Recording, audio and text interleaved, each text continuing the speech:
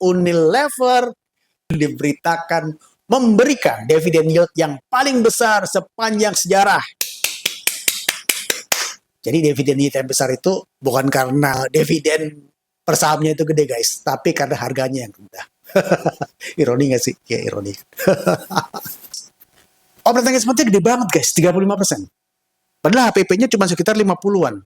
Terakhir HPP-nya itu ada di, malah HPP-nya tuh terakhir itu tahun 2024 tuh cuma ada di angka 47,6. Ini sudah membaik karena turun terus, jadi gue lihat tuh data laporan keuangannya juga tuh. Jadi. Padahal gue pernah kerja di Unilever dan tidak pernah memperhatikan laporan keuangannya guys. Tapi karena gue mempunyai saham Unilever, jadi gue sekarang memperhatikan laporan keuangannya. Padahal nggak ada gunanya juga ya.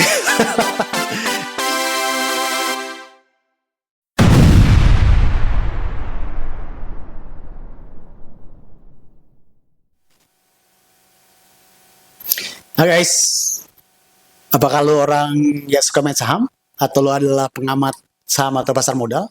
Atau paling nggak lu tahu kondisi pasar modal Indonesia? Kalau lu salah satunya, lu pasti tahu saham Unilever. Ya, atau mungkin lu pemilik saham Unilever. Kalau lu pemilik saham Unilever, berarti lu sekarang lagi nyangkut. Kecuali lu beli di pertengahan April, lu pasti nyangkut. Kenapa? Karena sampai turun terus. Anyway, kenapa sih saham Unilever turun terus? Hanya Tuhan yang tahu.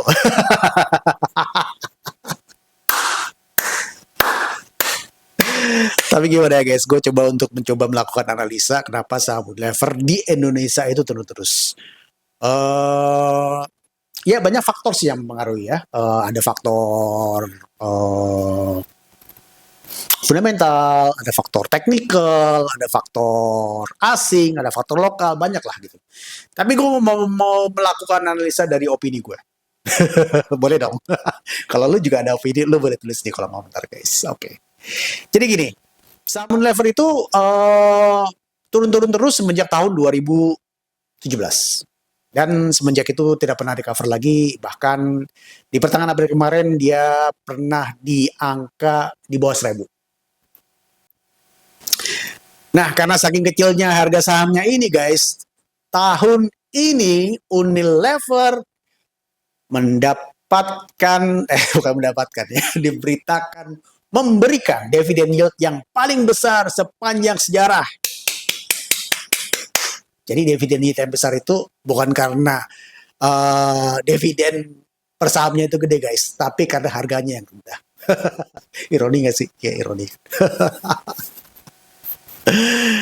Saya bilang kayak guys, kenapa guys bahwa itu harganya turun terus? Ya harganya turun terus gimana ya?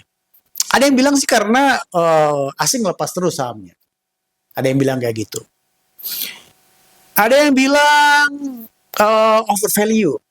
Karena pada saat tinggi-tingginya itu price to earning ratio-nya tuh bisa di atas 50.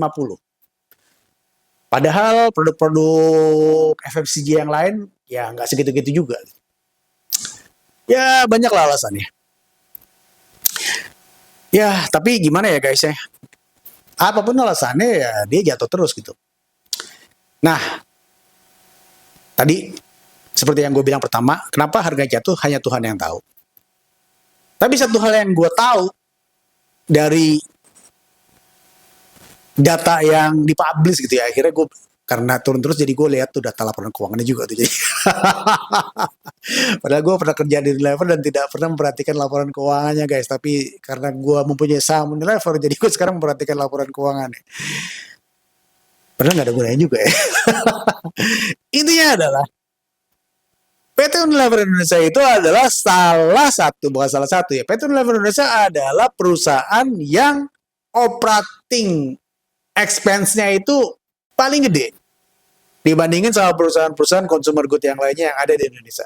Jadi kalau lihat tahun 2024 tuh guys, biaya operasionalnya atau operating expense ya, namanya operating expense. Operating expense-nya itu 35% guys. Operating expense. By the way, cepat aja ya.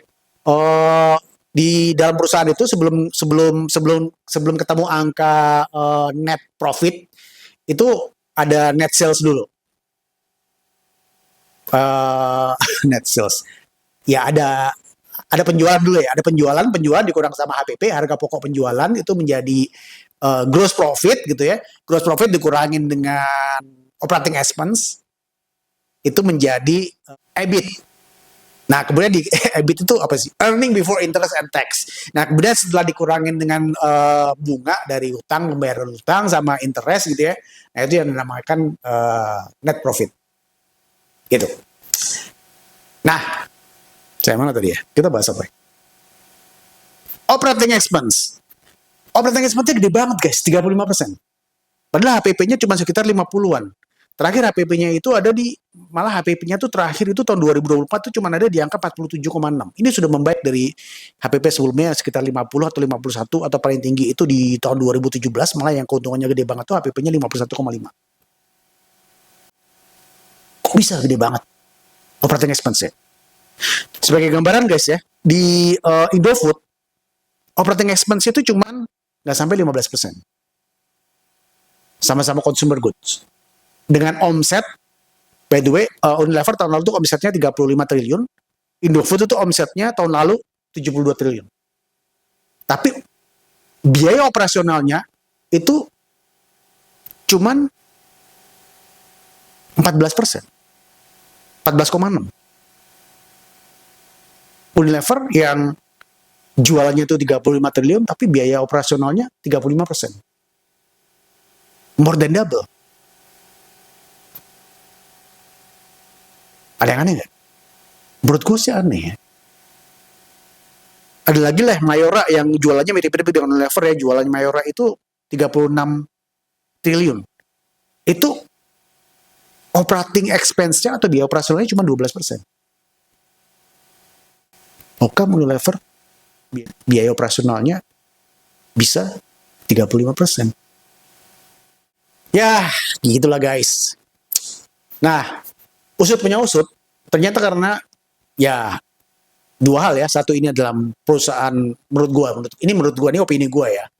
Dari data yang dari data laporan keuangan yang sudah dipublish oleh Unilever, ada hal-hal yang bisa kita dapetin di sana ya. Salah satunya adalah bahwa di perusahaan multinasional itu, terutama di Unilever, itu ada perjanjian antara perusahaan Unilever Indonesia sebagai perusahaan anak gitu dengan perusahaan induknya Unilever PLC,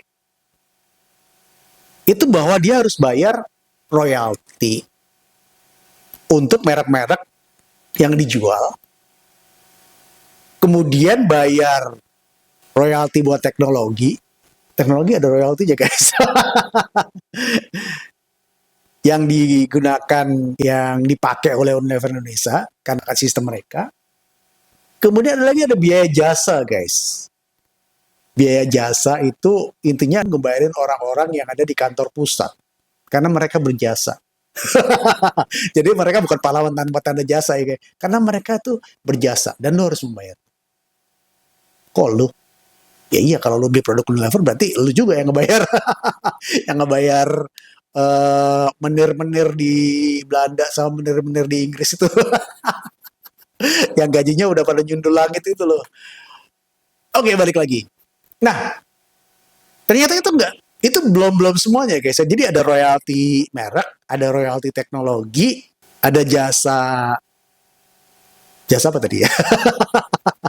Jasa pelayanan. Ada lagi yang namanya enterprise technology solution.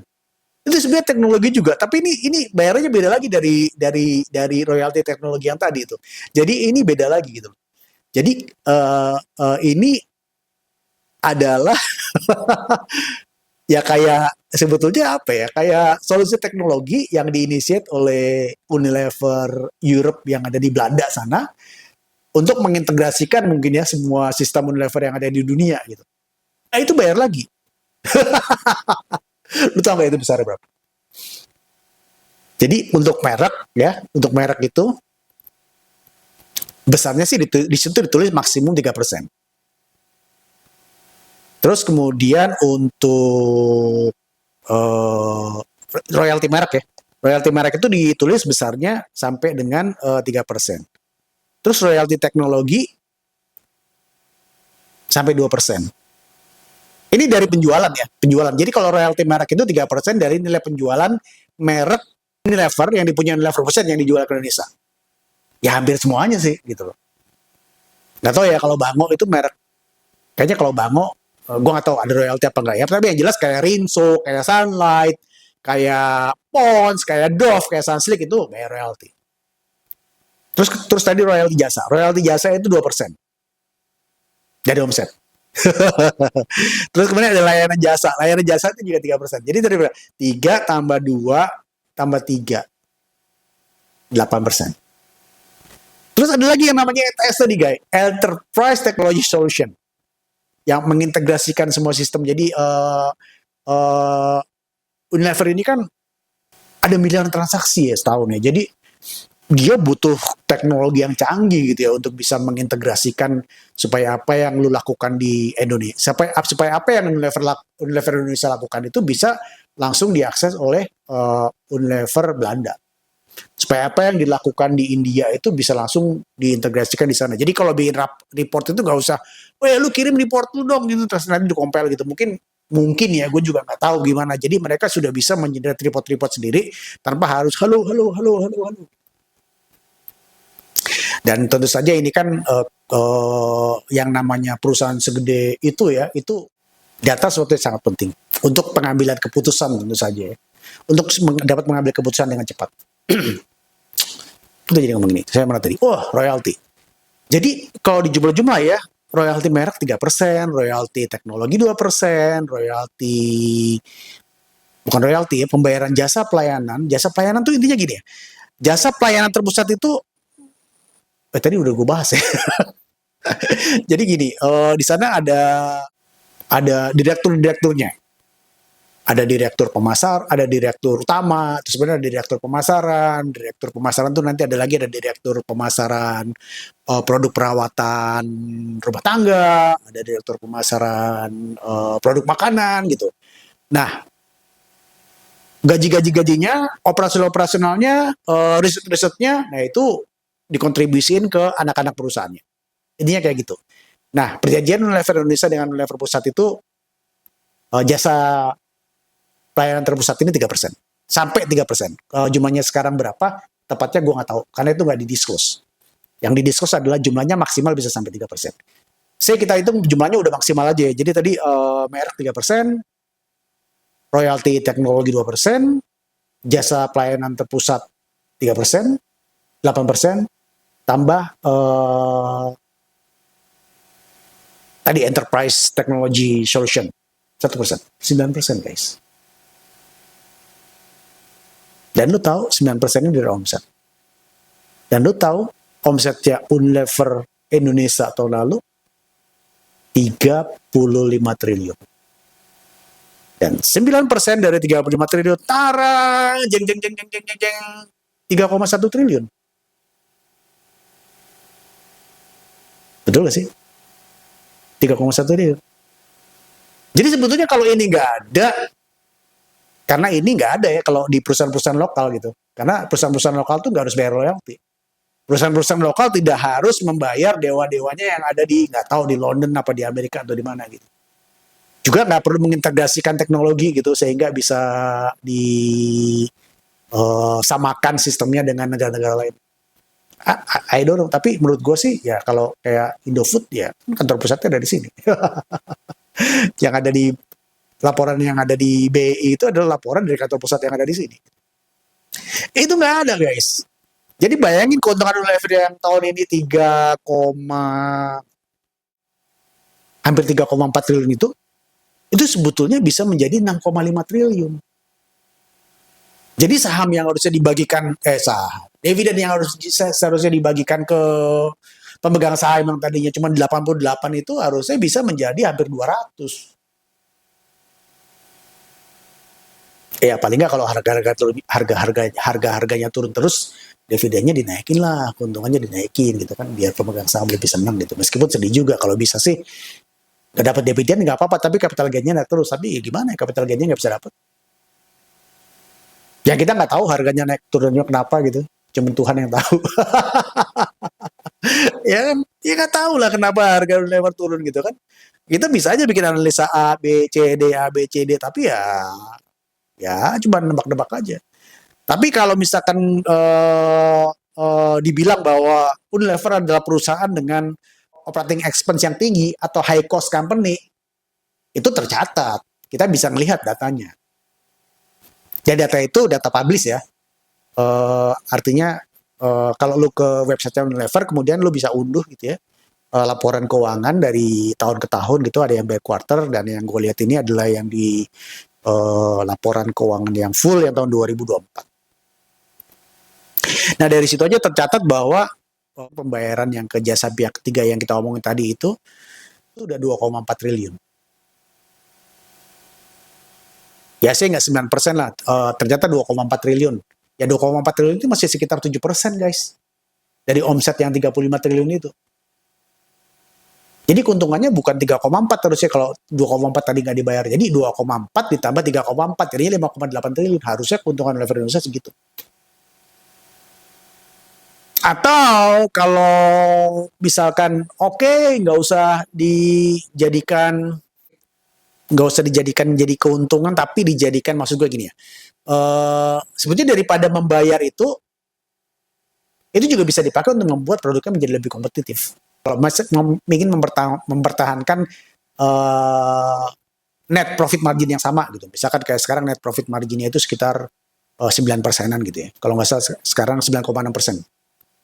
Dengan net profit margin yang sama 9,6%, kan Unilever bisa menjual lebih banyak kalau dia nggak perlu membayar yang 2,4 triliun itu ke pusat, dengan cara ya lebih kompetitif di harganya. I don't know, is that possible? Menurut gue possible. Tapi ini berandai-andai karena ya Unilever Indonesia ya gimana pun juga subsidiary dari Unilever PLC gitu ya. Nggak akan terjadi gitu. Jadi ini sudah menjadi fakta yang udah dipantek bahwa ya memang Unilever Indonesia itu high cost company gitu.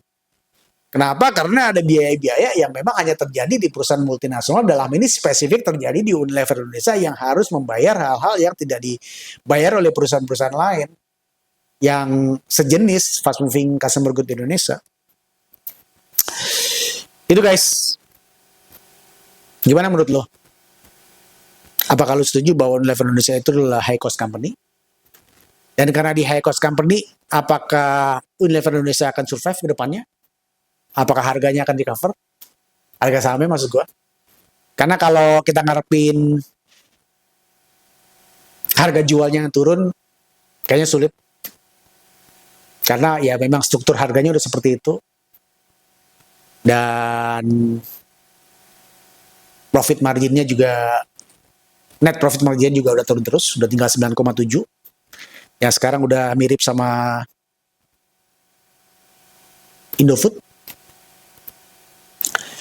Jadi menurut gue udah nggak bisa susah untuk diturunin lagi. Tetapi kalau lu ke Indomaret atau ke Alfamart, gitu, toko sejuta amat, lu masih bisa lihat bahwa produk-produk Unilever tuh harganya masih ya 10-15% lebih mahal daripada kompetitornya. Jadi kalau lu jadi consumer, lu mesti gimana? Atau lu fanatik pemakai barang-barang premium dari Unilever? Lu bisa tulis di kolom komentar, kita bisa diskusi di kolom komentar guys. Gue sih berharap ya saham Unilever bisa naik lagi dan saham nyangkut gue bisa gue jual. Tapi itu hanya Tuhan yang tahu. Oke guys, semua data-data yang tadi gue ucapin itu bukan data yang dikorek-korek. Meskipun gue pernah kerja di Unilever, tetapi semua yang gue bahas tadi adalah data-data yang semua orang bisa mengakses. Oke, kalau lo ada komen, tulis di kolom komentar, dan thank you sudah nonton channel gue. Bye.